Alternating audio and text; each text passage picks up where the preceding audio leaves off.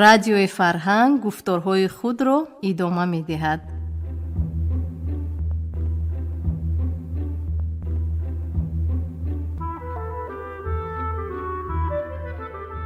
салом шунавандаҳои азиз, ҳоло аз хазинаи тиллоии радио романи иҷтимоӣ палатаи кунҷакиро аз рӯи асари нависанда Фазлиддин Муҳаммадиев бишнавед. ровӣ ҳунарманди мардумии Тоҷикистон Ҳабибулло Абдураззоқов.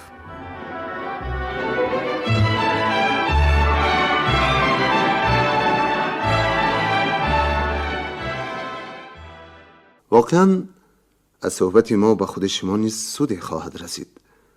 آن چیزی را که از سر گذرانیده ناتاب شده بودید تحت نظارت طبیب نقل میکنید.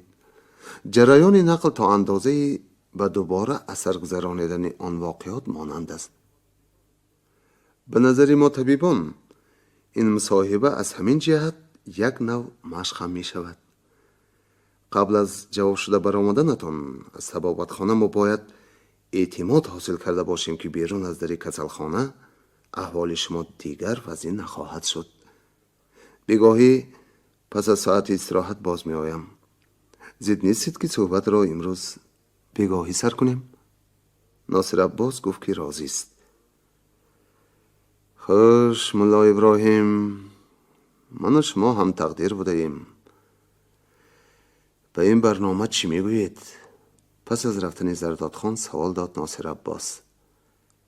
چی میگفتم؟ باید فخر کنیم. اگر ایوانمک و کریم جانک و دیگران برای تحقیقات عادی طبیبان خدمت کنند، ما و شما برای جهش بزرگ طبی فرداینه زمینه مهیا میکنیم. راست فخر میکنیم. به فکر من به دکتر ما یاری رسانیدن ضرور. به گپ همراه شد ایوانمک. من هم در همین خیالم اندریج. شما را که میدانم، اما این پسر او به سوی ابراهیم جان سرجنبانید. از افتش نیتی کمک کردن ندارند. میبخشید پسر. و از بسترش برخواسته به نزدیکتر ابراهیم جان آمد. این کار شخصی شما از یک طرف، لیکن به این مسئله جدی مناسبت کردن لازم. بله، هنگام صحبت دکتر با وی کنایه آمیز لقمه ها پرتافتنتون راست گپ به من معقول نشد. حالا ما ناشناسیم. همین که فعل و خوی شما را آموختم، فقط کارهای پسند شما را میکنم، سخنهای معقول شما را میگویم. گفتن میخواست ابراهیم جان، ولی خود را به دست گرفت. ناصر عباس گفت بین دختران مقاله هست. ما خدا نیستیم که مرده را زنده کنیم میگویند، لیکن علم باید به پایه‌ای برسد که هر یک طبیب خوب مثل خداوند توانا شود. اینها به سوی همان پایه روانند. گاهی معمای به دامن خیال می پیچد و تا دمی که حل نشود، تا لحظه ای که جوابش را در نیابند، روح کس را آسوده نمی ماند. از آن ساعتی که ابراهیم جان را به پلته کنجکی کشانیده آوردند، اندیشه آن که ناصر عباس را در کجا و کی دیده است تدریجاً به خیال حرینه اذیت آفرین تبدیل یافت. ای خیر، در یادم نباشد صدقه سرم. با غضب می گفت وی به خود. از شدت اندیشه بی عاقبت خسته و دلتنگ شده. آبا دیده باشم دیدم ده. چه واقع شده است؟ حضرت خضر نبوده است؟ آدمی خاکی بوده است؟ او خود را تسلی می داد، اما دیری نگذشته باز به دلش آتش می افتاد. می گویند که پس از سکته قلب در جسم اکثر بیماران اتروسکلروز اوج می گیرد. یعنی رگ‌های خود از جمله راه‌های خونگذر مغز آهسته آهسته تنگ شده، ضعف خاطر روی می دهد، زوال حافظه آغاز می شود. ابراهیم جان می پنداشت که این درد به پیکر او نیز راه یافته است، وگرنه شخص یک بار دیده‌اش را چرا فراموش می کرده است؟ در 27 سالگی سکلروز سر شود، من بعد چطور زندگانی خواهد کرد؟ خصوصا اکنون که به تهیه فیلم های خردی بدیعی گذشته، به عالم جاذب و اسرارآمیز صنعت باز یک قدم نزدیکتر می رود و به قول زرداد خان هم عمر ایجادی او هنوز در پیش است. مشکلی نیست که آسان نشود. معمای هرینه نهایت حل شد. برابر سر شدن ساعت عیادت با پلات از زنی سالخورده ریزه پیکر و ستاره‌گر می وارد گردید. او چشمان عجیبی داشت که نگاهشان گویا کس را نوازش می کردند و آسایش و تلقین القا می نمودند. ناصر عباس شوهر همین زن، همین معلمه مشهور بود است که 2 سال قبل از این ابراهیم جان از کار و بار و روزگار او فیلمی ساخته بود. باعث اینقدر دور و دراز جواب کافتن او همین بود است که فامیلی زن و شوهر دیگر بود، چنانه که در بین تاجیکان و ازبکان این حال بسیار وامی خورد. ابراهیم جان اکنون دریافت که خود ناصر عباس را هیچگاه در هیچ جای ندیده است، بلکه صورت کلان او را در خانه اش دیده است. با صورت نو هم نه، عکسی که 12 سال مقدم برداشتند. ابراهیم جان به خانه به وقت شب آمد. رحمتی مادرش پیش از خواب تعیین کرد که سحری برخیزد، برادرش به او کاری داشته است. سحری بر وقت ساعت 7 پگاهی تأکید نمود مادر. ابراهیم جان حتی نپرسید که او را چه خدمتی نگران است. وی به سفارش های ناگهانی برادر کیها عادت کرده است. برای پلکانی که میلیتسیا همراه عالمی سالهای بسیار این جانب مفهومی شب و روز بر وقت و بی وقت تفاوتی خود را گم کرده است. شاید او پندارد که این نقطه برای دیگران نیست اهمیتی ندارد. مثلا نیمی شبی ینگش ابراهیم جان را بیدار کرده میگوید که اکهتان به تلفن دعوت میکنند. او چشمان خواب‌آلودش را مالیده به نزد تلفن میرود. شیر میگوید اکهش از آن کنار سیم. زود لباس پوشو، به ماشینچه‌ات سوار شده پوشاک عرفی من در را به وокزال بیار. چقام باش شیر. چشمان خواب‌آلودت را شوی شیر. ابراهیم جان جامه و کرته زار و موزه تاقی چستی برادر را به وокزال میبرد. ماشین کم بود امروز شیر، میگوید او. برای همین تو را از خوابت بیدار کردم. خیر شیر، هیچ واقعا نه. تو در یونیورسیت خوانده از خدمت حربی ماندی. مرد شیر باید به هر شرایط عادت کند شیر. اکش به گوشه غیب زده بعد لحظه‌ای در صورت دهقان همراه دسته آدمان هر رنگ لباس از بینای خلوت وокزال برآمده از بالای راههای آهن گذشته در آغوش تاریکی پنهان می شود. یا در عین دالوزر بیکار دیرکتور کینستودیو او را با کابینتش خوانده میگوید که نیمروزه به اختیار وزارت کارهای داخلی فرستاده می شود. کار چله‌اش را اگر نهایت ضرور باشد به سردار گروه سپارد. ابراهیم جان همراه تکنیک های اداره میلیتسیا روزی دراز چگونه یک کنه اپارات میده‌ای کیسگی را قسم به قسم جدا کرده گشاده تأمین می کند. بارک الله شیر، میگوید اکش در انجام کار. با ما زور یارمندی کرده. بدانی شیر، متخصص این کار در شهر بسیار، لیکن اپارات را به هر کس نشان داده نمی شود. بله تا یک مدت معین البته. آفرین شیر، اکنون به استودیوت برو. ساعتی 10 شب شده است و اکنون به استودیوت برو میگوید. حقا که تفاوت شب و روز را ذره احساس نمی کند. آدمیزاد طرزی ساخته شده است که اگر به حیات او بی واسطه دخل نکند، از پیش نظرش صدها سیماها، واقعها، 10 روزهای مقرری یا پرحوادث در تاز گذشته می روند و در شعور او عکس نمی یابند. ابراهیم جان که کیها باز به مکتب و معارف سر و کاری نداشت، فقط سحری روز دیگر به یاد آورد که آن روز 1 سپتامبر بوده است. طلبه های صنف یکم را تا به آستانه مکتب گسیلانیدن لازم بوده است. برادرش هنوز دین بیگاهی به کدام رایون برآمده رفته است. ینگش ناتاب دخترچه کنجه آنها را ابراهیم جان می بایست به مکتب می سپارید. حتما به دست معلم احمد وسپارید. اکاتون پیشکی با آن کس گفتگو کردند. تعیین کرد ینگش. در صحن مکتب گویا زمین کفیده آدم برآمده بود. ابراهیم جان از دست رعنا داشته سرگرنگانه به 4 سوی نظر می انداخت. در یک طرف طلبه های آینده گروه گروه شده می ایستادند. نزد هر کدامی از آنها پدر یا مادرش حاضر بود.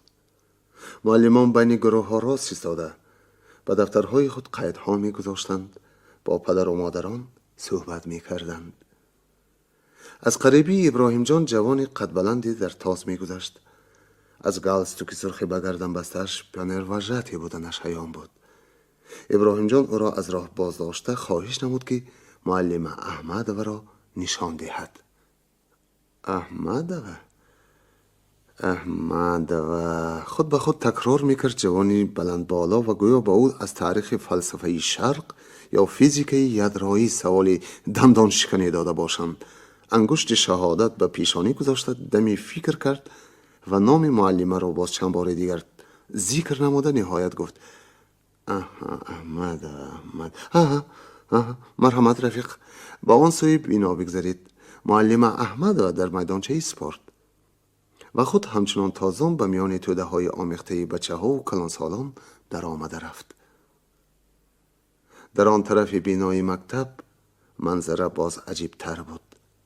تخمین 40 نفر بچه ها در تک در دوم مکتب که به طرف باغ و میدانچه اسپورت دیده می شد روی صفحه بیتانی راست می ایستادند. در پایان صفحه پدر و مادران آنها بین همدیگر خوشحالانه صحبت می کردند. اما در پیش زینه باز همین قدر پدر و مادران با همین مقدار بچه ها و خود معلمه با خواص پریشان و چهره های غم‌آلود می ایستادند. حتی چشم معلمه و بعضی از مادران گریه‌آلود می نمود. از دستم می آمد. من نمی گفتم. با آواز خسته می پرسید معلمه.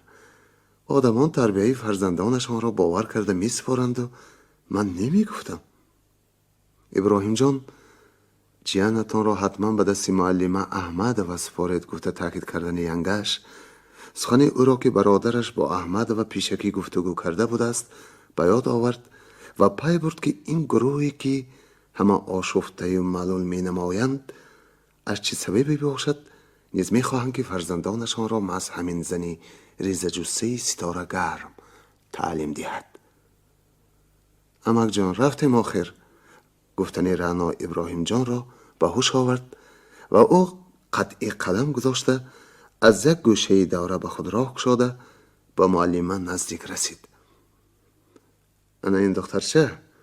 گفت او به سوال معلمه منتظر نشده. دختری برادری من رعنا جان علاوه کرد او و دیگر چی گفتنش را ندانسته خاموش ماند. خوش؟ در چهره معلمه تبسم دوید. ظاهرا ابراهیم جان که در بین ازدحام دست و پا گم کرده بود وجاهت خنده آوری داشت. برادرم در سفر زنش ناتاب به من تعیین کردن که کودک را به دست شما بسپارم. هی یگیتی نازنین؟ به ابراهیم جان رشخندآمیز گفت مردی که در پهلویش می ایستاد. برادر شما و زوجه ایشان به شما باز چه ها فرمودند؟ دلشان باز چه ها می خواسته است؟ بلکه تخم عنقا می طلبد؟ دلشان یا مرغ همای؟ رعنا جان معلمت به تلخه و پیچینگ مرد گوش نداده سر دخترچه را سیده کرد و از اون نامی پدرش را پرسید. ها گفت و پس از جواب کودک و قامت خود را راست کرده به اطرافیانش مراجعت نمود.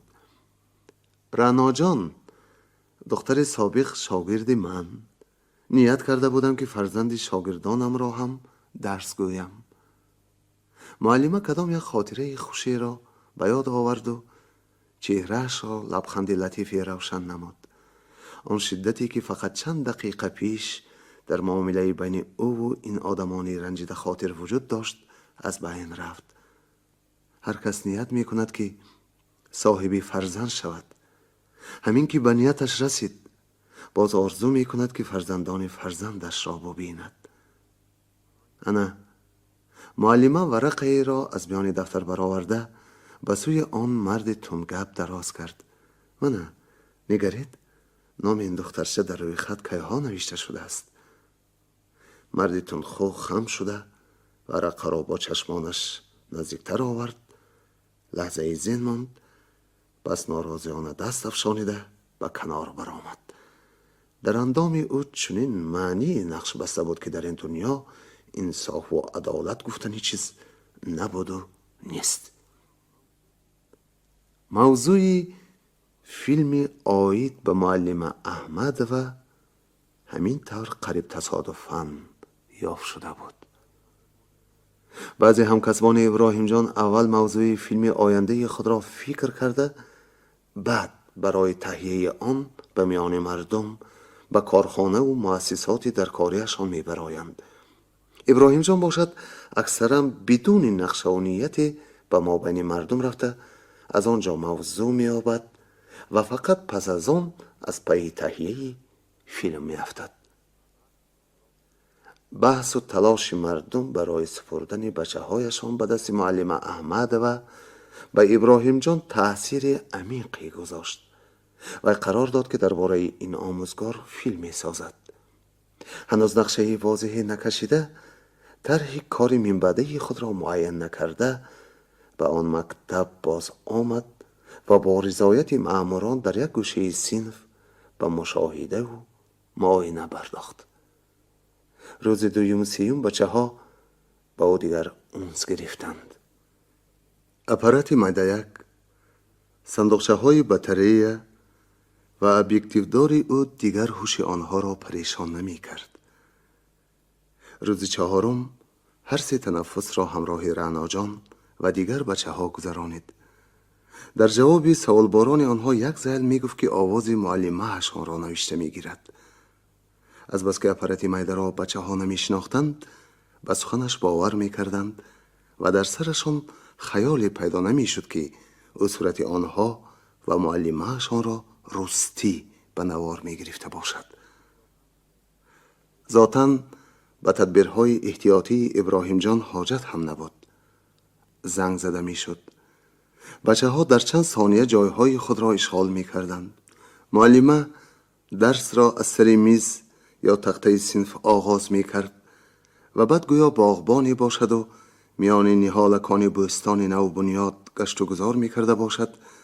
بین پرته ها آزادانه قدم زده سبق می داد. هنگامی که نقل می کرد و راه می پیمود، سرهای بچه ها، گردنکان باریک غلطی، چشمان سیاهی بر روی معلمه دوخته شده آنها برابر معلمه به سمت حرکت او تاب می خوردند. معجزه‌ای به وقوع می پیوست.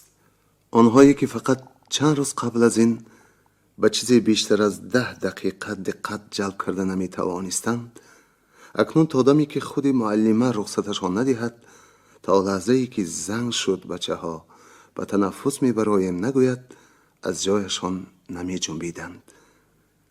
ابراهیم جان در دوره معلمی خود صنف‌های ابتدایی را تعلیم نداده باشد هم از فعل طلبه های صنف یک آگاه بود.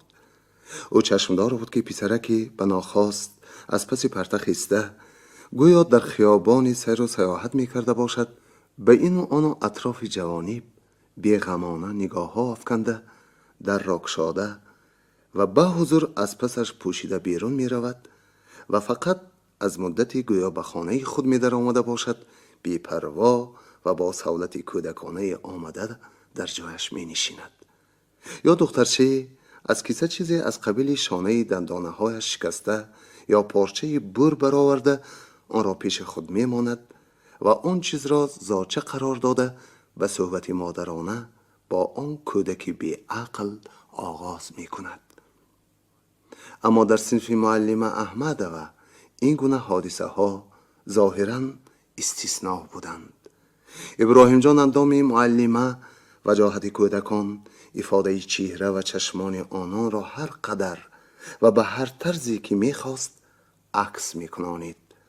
آواز معلمه، صحبت او با صنف در نواری دیگر ثبت میگردید. فیلم را مانتاژ کرده به همکارانش نشان داد. در اکران چهره معلمه از نزدیک، چطوری که کیناگران میگویند، در پلان یکم یا پلان بزرگ پدید آمد.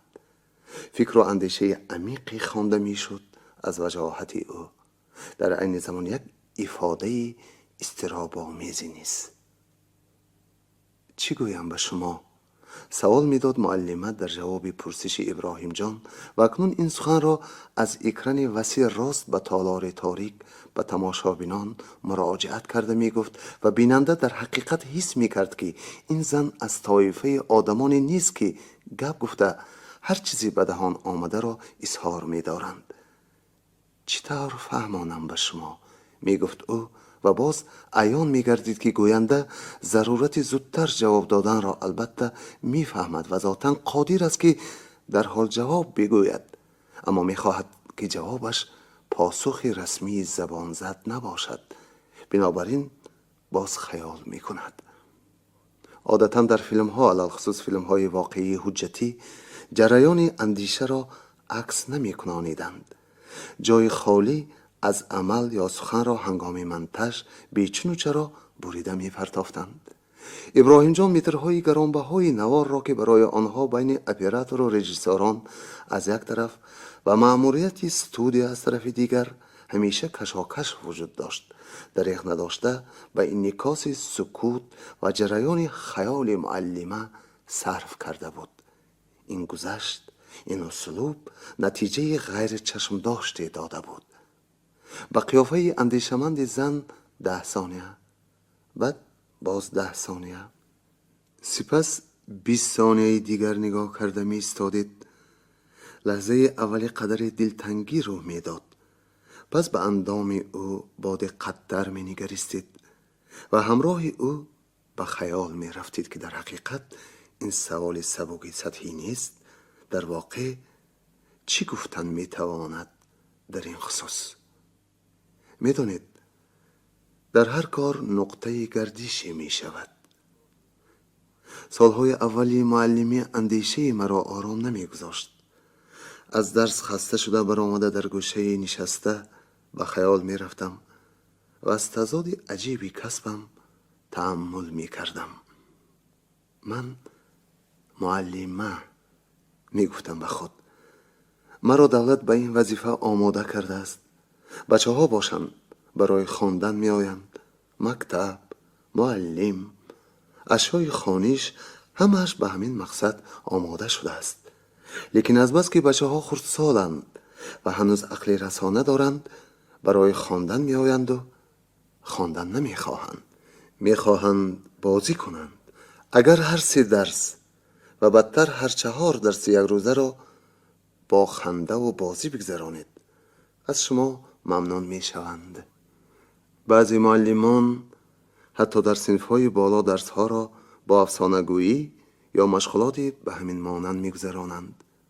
از بچه‌ها بپرسید که کی نقص؟ اول نام همان معلم را به زبان می‌آورند، لیکن تا درجه‌ای که بچه‌اند.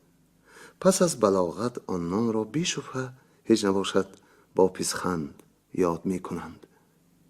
اینک من گفتم که بچه‌ها به خواندن می‌آیند و در مدت 4 درس با سپات گوش دادن، فکر کردن، ازبر کردن، نوشتن، خواندن، جواب دادن، با آنها آموخته شدن گرانی می کند. اگر با امر، با دوخ و جذبه یا دیگر واسطه به اطاعت مجبورشان کنید، عنصر شوق، مراق اختیاری از بین می رود و باز نتیجه مطلوب به دست نمی آید. سالهای دراز عمرم در مکتب، در خانه، در هر گونه کورس ها، کنفرانسیا و سمینارها صرف جستجو شد که چی نو کنم تا درس طوری بگذرد که مراق کودک به عالم دانش هرچه زودتر بیدار گردد و مرا به تشویق ترتیب و نظام تعلیم احتیاجی نماند. از اکران سر پسرکی نمایان می شد که همه تن گوش و هوش گردیده دهانش باز مانده است. دخترچه غرق تماشای عالمی تصویر کرده معلمه یکی از کاکلانش را به دهان برده نوگی آنها را بی اختیار می خواهید. پسرک دیگر منه بروی دست گذاشته تمام بی حرکت به پیش چشم دوخته بود. حیات صنف عیناً همان طوری که در واقع جریان داشت از اکران نمایان می گردید. در خاتمه نمایش قمر از جای برخاسته برخلاف عادتش بدون هیچ گونه هزل و متاعبه گفت: ابراهیم، نوارد از دو استعداد نقل می کند. یکم استعداد خودت، تو به حد امکان به فیلم بدیعی نزدیک شده ای. ثانیاً از استعداد آموزگار. معمای کهنی است. به صحبت یا لیکس معلم دانشجویان با دل ناخواهم می آیند. اما به صحبت دیگر نه فقط دانشجویان بلکه همکسبان آموزگار با هوس می شتابند. گاه نشستگاه نمی رسد. در تگ دیوار و راهرو و بالاخانه ها راست می ایستند. فیلم تو به همین معما جواب می دهد. می گوید که گپ در سر استعداد است. آفرین، آفرین عالمی. این را گفته قمر شوخ و شتا خم شده از روی رفیقش بوسید و به جای خود رفته نشست. سردار گروه گفت که راست فیلم خوبی برآمده است. حالا نسخه خامکی آن از 2 قسم هم کلانتر شده است، ولی کوتاه کردن آن را کسی نه طلب می کند نه مصلحت می دهد. هرچند که به رسمیت در آوردن این گونه فیلمی واقعی کلان حجم دوغیج علاوگی را می طلبد. درباره آن همین زن بود آن فیلم. معلمه ابراهیم جان را در بیمارستان دیده با آهنگ پرنوازشی مادرانه پرسپاس کرد. از مریضیش اظهار تأسف نمود و سخنهای تسکین بخش گفت. ابراهیم جان نیز از دیدار معلمه خوشحال شد. در وقتش فیلم بهای بلند و مکافات سالانه استودیو را گرفته بود. از این سبب نام معلمه احمد و حتی موضوع تعلیم و تربیه طلبه های صنف‌های ابتدایی برای او دلپسند بود. وی باز از آن جهت خرسند بود که گمانی اذیت‌آور درباره ضعیف شدن حافظه‌اش باطل برآمد. به جای او هر کسی دیگر هم میشد سیمای یک بار از صورت دیری ندیده‌اش را در لوح خاطر با آستانی برقرار کردن نمی‌توانست. صحبت را سر کنیم، حلیمانه التماس کرد زرداد خان. مرحمت، هرچی سر کنیم؟ از سرش. ناصر عباس روی کت نشستنی شده سر از بالین برداشت، ولی دکتر او را به بسترش خوابانید. به حضور معلم، کدام حالت به شما معقول باشد همان طور خوابید. فقط همین قدر التماس که به تفصیل نقل کنید. به تفصیل. خیال آمیز تکرار نمود ناصر عباس. از ترجمه حالم سر کنم؟ با لبخند پرسید او.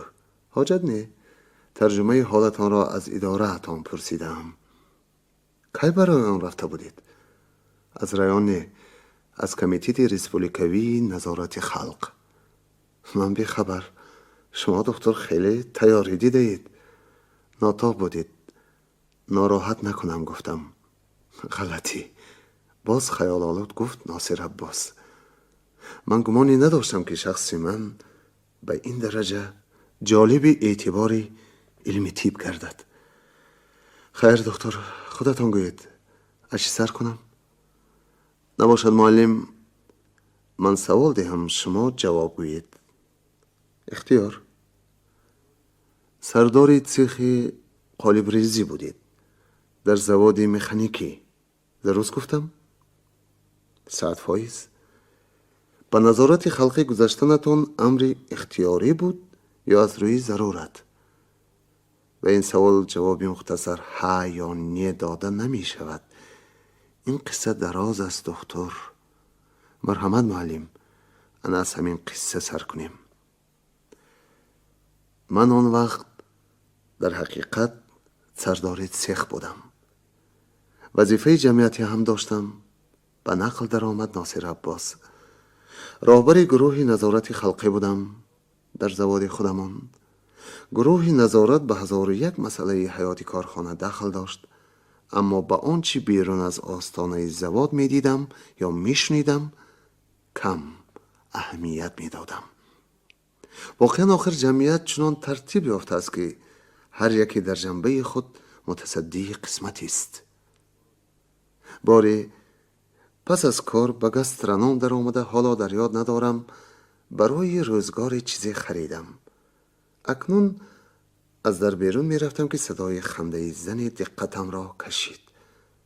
آواز خنده از کنار دوری مگزین بزرگ طولانی از شعبه قصابی به گوش می رسید. کنجکاوی عادی انسانی دست داد و آن سو روان شدم. در مگزین آذوقه شنیدن خنده کس، خنده صمیمانه، قهقهه صدقی شخص واقعا مقرری نیست. در مگزین متاسفانه اکثرا صدای بحث و مناظره، حتی جنجال و خرخشه را میشنوید. زنی تخمین 24-25 ساله نزد پیشتخته ایستاده، در حالتی که با 2 انگشت دست راست مرغ بغایت لاغری پرکنده اما سر و پایش نابریده را از نوک تاج برداشته در هوا الوانج میداد. با دست دیگر سر سینه خود را داشته با ذوق میخندید. از پس شیشه عرق پخش کرده یختان قصابی یک توده عظیمی همین گونه مرغ‌های پوست و استخوان نمودار بود. در پهلوی جوان زن خلطه سمکه ها در دست شوهرش می ایستاد. ای نمورد الها، خنده آمیز می گفت زن. آن مرغ گفته ارواح مرغ با فروش برآوردند. ای به انصافتان قائل من. ادیبه خیر بس، بیا بس کن، می گفت شوهرش بی طاقتانه پای کوفته. ولی زن همچنان می خندید. ای جن خندانکت بیدار شد کو، باز می گفت شوهر. از مگزین بر آمده راه روان فکر می کردم که حق است آن جوان زن. 100 کرت حق است که به کار خادمان سودا و صناعت گوشت شیر می خندند. در واقع مرغ عبارت از پوست و استخوان به کدام در دواست. عجیب، کی فرموده باشد که مرغ بسیاری را در این خرابی و نزاری کشته به فروش برآورند؟ در عالم دیوانه نیست که مرغی را اگر مال خودش باشد در چنین حالت دلناکش کشته به بازار اندازد. خوش اگر مگزین های دیگر را، دکان های مخصوص گوشت را نیز به حساب بگیریم، پس هزاران عدد مرغ لاغر را به جای پروا و فربه کناندن کی به دم تیغ فرستاده است؟ بیشبه کسی فرستاده است که خود او را به خوردن گوشت خرابه مجبور نخواهند کرد. ناگاه به یادم رسید که هرچند خود از این گونه مرغ باری نخریدم، چون این مال را در یختان قصابی 1 سال پیش هم دیدم، 2 سال حتی 3-4 سال مقدم هم دیدم. چرا باری نپرسیدم که این کار دستی کیست؟ چرا زبان به اعتراض نبرآوردم؟ عجایب خصلتی داره ما دکتر. بعضی رسم و آیین یا ظهورات مثل معرکه پهن می شود و گذشته می رود. گویا خود از خود پیدا می گردد و نامعلوم غیب می زند. یاد دارید یک وقت شهرمان از کوره های سیخ کباب پر شده بود. اطراف تئاتر اپرا و بالت را گیرید. در 2 طرف فواره خیابان پیش تئاتر 2 کوره دود می برآورد. تخمین 100 قدم آن سوتر در تگ دروازه ماشیندار مهمانخانه وحش کباب بازی دیگر سودا می کرد. نزد درآمدگاه بانک کوره 4 دود می کرد. 100 قدم به طرف مقابل در نشستگاه تابستانه رستوران پامیر دود همان کباب به آسمان می پیچید. این فقط در حدود یک میدانی که قد و برش از 100 متر بیش نیست. نقطه های سیخ کباب باغ استراحت شهر، اطراف کولی کمسمال و بعضی جاهای نمایان را به خیالم سان شماره نبود.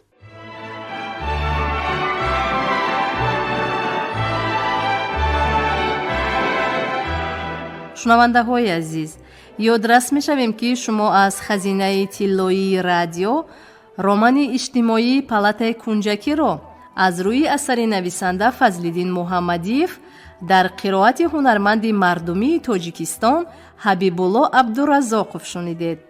анҷоми гуфтори 4. шоду муваффақ бошед.